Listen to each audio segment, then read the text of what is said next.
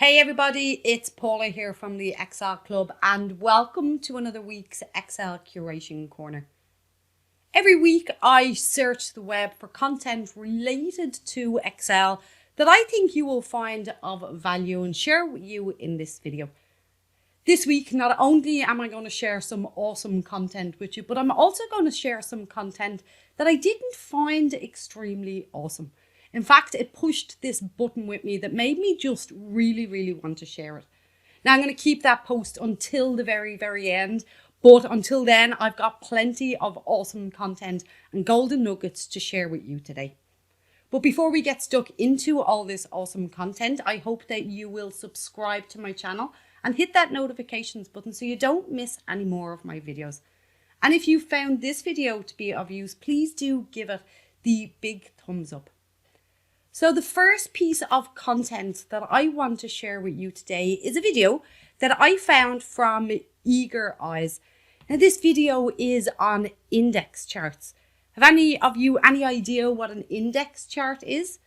Well, an index chart is very like a line chart, except for you create a point on the chart and you index all other positions away from that particular point.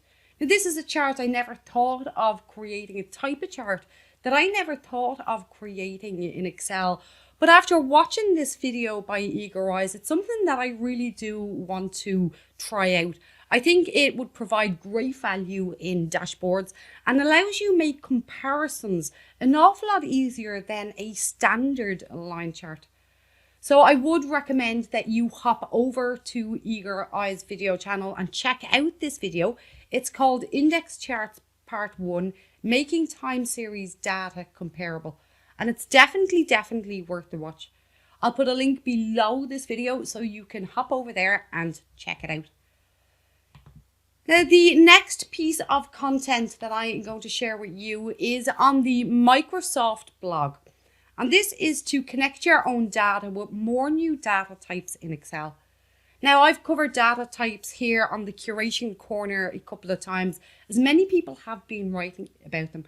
They've been in the beta, in the Insiders edition, and many people have been trying them out.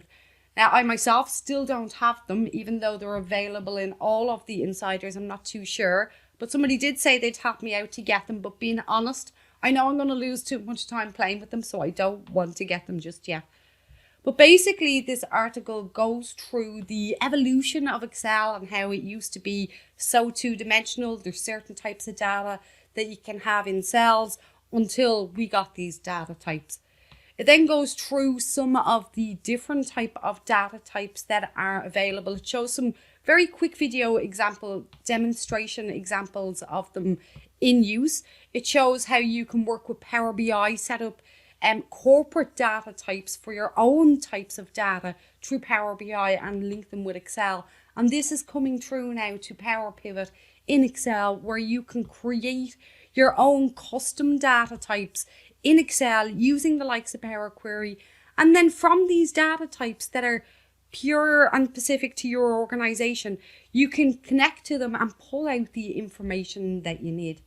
Now, these data types are really exciting. It really changes how things can be done and how you can work in Excel and how you can model in Excel. This change like dynamic arrays. Excel has come so far in the last year alone. It's not even funny. Trying to keep up is impossible, but I do hope the Curation Corner is helping you out there. So hop over again to the Microsoft blog. I'll leave a link below this video so you can check it out and have a read about these data types. Now, if you do a search online, you'll find a lot of people are demonstrating them because they are new and they are so much fun. So that is the second piece of Excel content for this week. Now, the third piece of content that I have to share with you today is from Randy Austin from Excel for Freelancers. Now, this is learn how to create this Excel network tracker in less than an hour. Now, this was premiered on Tuesday, which was just yesterday, and I did hop in to the live premiere. This particular topic itself, I know many of my crypto friends would really be interested in. But anybody that wants to track their network, that's holding any sort of assets, that wants to be able to keep track of all of their transactions. This is definitely a great app that you can build. Now, Randy takes you through from the very beginning to setting up the formatting, through to setting up named ranges, setting up some VBA, until you have a final product. Now, it's an hour long, and I'm going to be straight up and honest with you. This is something that I want to try. I did hop in on the premiere, but there's no way I could keep up with the video itself. So my advice to you is, if you want to build it, is have a watch of the video in fast play, and then rewind and go back and take it step by step and build each part of this application slowly in little chunks.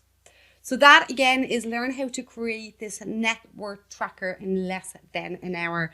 And it's Excel for freelancers. So do hop over. There's a link below this video. Now, the next video that I want to share with you today is Excel for beginners, introduction to the index function. And this is the basics of using index to look up data. Now, the index function is a very versatile function, and it can be used as a lookup, and it can be used combined with other formulas to create more advanced lookups. Now, this video goes through the very basics of understanding the index function and all of the criteria that you can complete within the index function. There's a lot more to it than originally meets the eye if you haven't actually explored it. Now, another reason why I'm delighted to actually share this video, which is when you find undiscovered creators that don't have that many followers and are fairly new to the scene, this is by Bite Size Excel. And Bite Size Excel is a relatively new YouTube channel. I would recommend that you hop over and have a look. There will be a link below this video so you can check it out. Now, that leaves me to the last piece of content that I want to share with you today.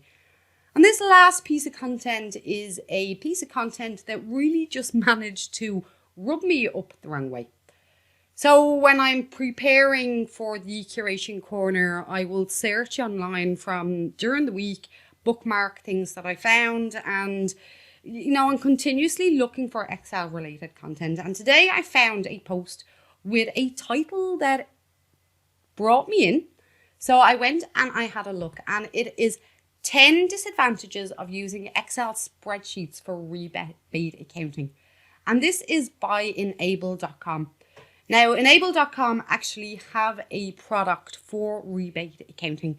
And from what I've got from this article is really what they're trying to say is don't use Excel for rebate accounting, use our product. And I'm sure that their product does what it says on the tin and is very reliable and all them sort of things. However, the crux of this article just wound me up totally. There's been a lot of discussions recently of people hopping on the bandwagon and media, spreadsheet errors, spreadsheet problems. We had the government blaming spreadsheets on underestimating COVID cases in the UK. There's all this sort of stuff going on, and spreadsheets are to blame. And then when I read this article, because of all of those discussions that we've had and that many of us have had, that it's not really the spreadsheets that are to blame, that it is lack of training, lack of understanding, human error, then I see this and I just blew a little gasket. So basically, it's 10 disadvantages of using spreadsheets for rebate accounting. Now, I'm sure there are disadvantages for using spreadsheets for rebate accounting. However, what's written in this article is rather inaccurate, to be quite honest with you. Let's look at some of the disadvantages that have been listed here. So first of all, lack of collaboration. Now, I'm going to read this out to you. Given that Excel spreadsheets are a single file, only one person can access and edit data at any given time. Without emailing a copy of it to your colleagues, it can be difficult to work collaboratively with other departments when using spreadsheets. So it looks like the author of this is not familiar with many of the updates of Excel. It looks like maybe they require a little bit of formal training in the collaboration features, and if they want to reach out, I'll quite happily help with this. Vulnerable to human error. Every software is vulnerable to human error. What you need to make sure is that you have your data controls in place, your data validation in place, so you control user inputs, and you have all these other checks as well. You're always going to be prone to human error, no matter what software you're using. You can have the best software in the world, and if you put in the wrong data, you're going to get the wrong results, no matter how much you pay for the package. So yes, spreadsheets are vulnerable to human error, but what software isn't? The next is the manual process. And again, I'm going to read this for you. When using Excel spreadsheets, the only way to validate your data is to ensure you manually double check and re-enter any incorrect information. Again, this is not entirely correct. I did speak about data validation there a couple of minutes ago. There are ways to control user inputs in spreadsheets. Unable to make quick decisions about your deals. Well, again, this is not exactly the case with Excel. With Excel, you can have it connected to many Power Platforms and have data update very quickly to real live information, even by just pressing a refresh button. Lack of version control. I think Excel 365 and the use of the cloud and storing things on the likes of SharePoint and OneDrive has now overcome this problem as well.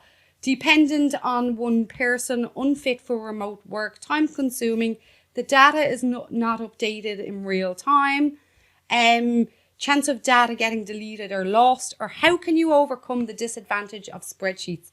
And the conclusion, Excel spreadsheets are not going anywhere fast, but it's beneficial to look at your options. So I think what can be concluded from this article is that maybe the author hopped on board the bandwagon of Excel, getting some bad press in recent times, and many marketeers will hop on board some sort of trend and try and capitalize on that. However, when they're doing it, having information correct is probably the way to go in the first place. This really wound me up. Plenty of the problems of spreadsheets are caused by lack of training, users just not knowing what the product is actually able to do. And I would nearly challenge all the other Excel people out there to see if they can build a rebate system like this in Excel. Now, Randy, that we looked at from Excel from Beginners in the previous piece of content, would be perfect for building something like this. Rebate accounting is basically defined by a set of international accounting standards. So there's a set of rules, and when there's a set of rules, applying rules in Excel is easily followed. Now, with new features of Excel, such as Power Pivot to connected data sources, you could connect Excel directly to your purchase or your COG system to get the information that you need to account for your rebates. So that's it. They are my 5 pieces of content that I wanted to share with you this week. As you can see, the last piece I got a little bit over passionate about, but you can probably understand how this article wound me up if you do hop over and take a look. All of the content that we share today, you'll find a link in the video below. So do hop over and take a look. So now it's over to you. What piece of content related to Excel or these sort of things did you really enjoy this week? Is it something that I shared in the Curation Corner, or is it something that you found yourself? Please do drop a comment below and let me know. So if you've not yet subscribed to my channel, I do hope that you will subscribe now. Until next week, take it easy and goodbye now.